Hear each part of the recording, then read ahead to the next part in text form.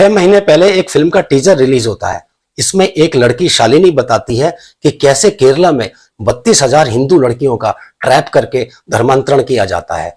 उन्हें इस्लाम धर्म में कन्वर्ट करके सीरिया भेजा जाता है, जहां उनसे सेक्स स्लेव की तरह काम लिया जाता है और सुसाइड बॉम्बर बनने पर मजबूर किया जाता है।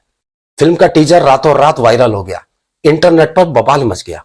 लोग बेसब्री से इस फिल्म का इंतजार करने लगे। फिल्म का नाम है द केरला स्टोरी। अब ये फिल्म सिनेमाघरों में रिलीज हो चुकी है। तो चलिए आज हम रिव्यू करेंगे द केरला स्टोरी का और बताएंगे इसके बॉक्स ऑफिस रिपोर्ट के बारे में।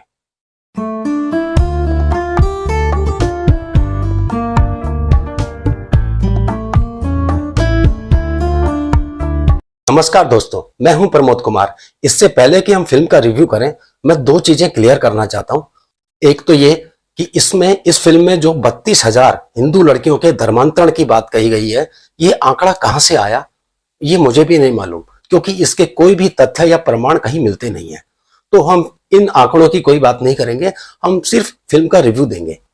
और दूसरी बात, जिन लोगों को लगता है कि ये फिल्म किसी खास धर्म के खिलाफ बनाई गई है, तो सबसे पहले मैं कहना चाहता हूं उन लोगों से कि वो जाकर के फिल्म देखें, तो उनको सब समझ में आ जाएगा कि ऐसा कुछ भी नहीं है। ये फिल्म सिर्फ आतंकवाद के खिलाफ है, किसी धर्म के खिलाफ नहीं है। ये कहानी है 4 लड़कियों की, जो कि एक हॉस्टल में रहती हैं केरला के कासरगोड में, नर्सिंग की पढ़ाई कर रही हैं। इन चारों में से 2 लड़कियां हिंदू हैं, एक मुस्लिम और एक क्रिश्चियन। कैसे मुस्लिम लड़की इन बाकी 3 लड़कियों का ब्रेन वॉश करने की कोशिश करती है, इनको धर्म परिवर्तन के लिए मजबूर करती है, और कैसे इसकी प्लानिंग होती है इनको सीरिया भेजने की, यह सब इस फिल्म में दिखाया गया है। दोस्तों, ये कहानी वैसे सिर्फ केरला की नहीं है, और भी कई राज्यों से आपने ऐसी कहानियां सुनी होंगी या पढ़ी होंगी। तो जब ये फिल्म के निर्माता डिस्क्लेमर में डालते हैं कि based on many true events, तो इसमें कोई आश्चर्य की बात नहीं है, कुछ गलत नहीं लगता है। ये अफसोस की बात है कि ये काफी आम हो चुकी हैं घटनाएं। फिल्म की स्क्रिप्ट को मैं ठीक ठाक ही कहूंगा। इसमें बेवजह कई दृश्यों को लंबा खींचा गया है। फर्स्ट हाफ तो काफी लंबा लगता है। फिल्म कई जगह आपको बोर भी करेगी।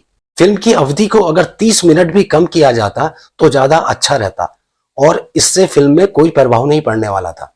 और अगर हम ब्रेन वॉशिंग वाले दृश्यों की बात करें तो वो मुझे थोड़ा उतना कन्विंसिंग नहीं लगे। सिर्फ इतना कहने से कि भाई आपके भगवान ने तो अपनी पत्नी को बचाने के लिए वानर सेना की सहायता ली, तो वो भगवान कैसे हो सकते हैं, ये सुनकर लड़कियों में बड़ा प्रभाव पड़ता है। ये थोड़ा मुझे कन्विंसिंग नहीं लगा।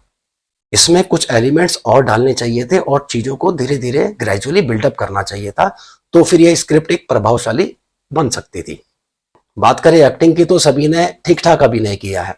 अदा शर्मा ने भी ठीक ठाक ही अभिनय किया है।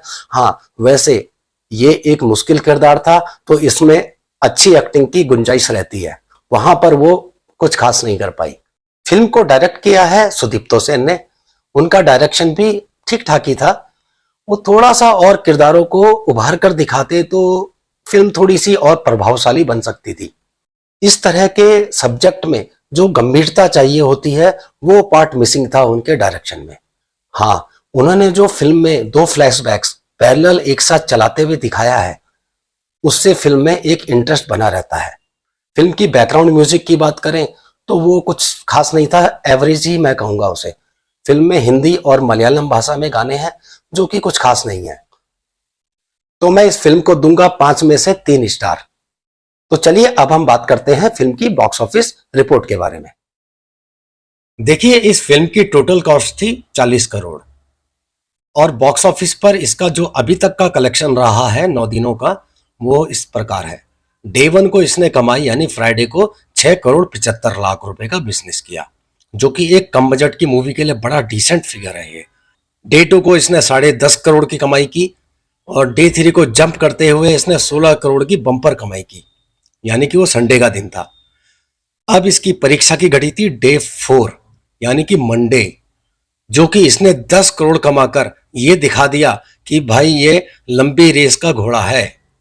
और उसके बाद डे 5 को 11 करोड़ कमाकर इसने जंप लेते हुए सीधा शनिवार को इसने 19 करोड़ की बम्पर कमाई की, जो कि अभी इसका किसी भी दिन का सबसे बड़ा फिगर है ये 19 करोड़ का शनिवार का। तो इस तरह से फिल्म का टोटल कलेक्शन होता है 9 दिनों का 108 करोड़। अब आगे बात करते हैं इसके अंक गणित को बॉक्स ऑफिस के। देखिए, फिल्म का कॉस्ट था 40 करोड़ रुपए, टोटल कलेक्शन हुआ 9 दिनों में 108 करोड़ का। अब इसमें से हम सिनेमा हॉल मालिकों का और डिस्ट्रीब्यूटर प्रोड्यूसर का शेयर डिवाइड कर लेते हैं 50-50% का हिसाब से। जिन लोगों को ये 50-50% का फंडा मालूम नहीं है तो मैं बता देता हूँ कि इसके बारे में मैं डिटेल वीडियो बना चुका हूँ, उसका मैं डिस्क्रिप्शन में लिंक दे दूंगा, आप देखिएगा उसको। तो सिनेमा हॉल मालिकों का जो शेयर बनता है 108 करोड़ में, वो बनता है 54 करोड़ रुपए का। और डिस्ट्रीब्यूटर प्रोड्यूसर का जो शेयर बनता है 50% के हिसाब से, वो भी बनता है 54 करोड़ रुपए का। अब जो डिस्ट्रीब्यूटर और प्रोड्यूसर का शेयर था 54 करोड़ का, इसमें हम डिस्ट्रीब्यूटर और प्रोड्यूसर दोनों का अलग अलग कर लेते हैं शेयर को। तो अभी हमको मालूम नहीं है कि इस फिल्म में प्रोड्यूसर ने डिस्ट्रीब्यूटर के साथ किस तरह से डील किया है, इसकी जानकारी हमको नहीं है अभी। तो फिलहाल हम वही 90-10 का फंडा लेकर चलते हैं। तो डिस्ट्रीब्यूटर का शेयर बनता है 10% के हिसाब से 5 करोड़ 40 लाख रुपए का, और प्रोड्यूसर का शेयर बनता है 90% के हिसाब से 48.6 करोड़ का।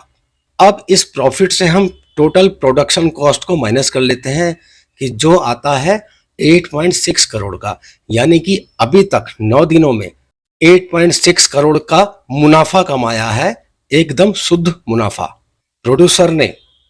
और वैसे भी जिस तरह से इस फिल्म का बॉक्स ऑफिस का ट्रेंड जा रहा है, तो लगता है कि ये फिल्म आगे आने वाले समय में ब्लॉकबस्टर साबित होगी, जैसे कि कांतारा और कश्मीर फाइल जैसी लो बजट की मूवीज ने कमाल करके दिखाया, ये भी उसी राह पर चलती हुई दिखाई दे रही है। वीडियो में कुछ अच्छा लगे तो कमेंट्स कीजिएगा और इंतजार कीजिए मेरे अगले वीडियो का। धन्यवाद।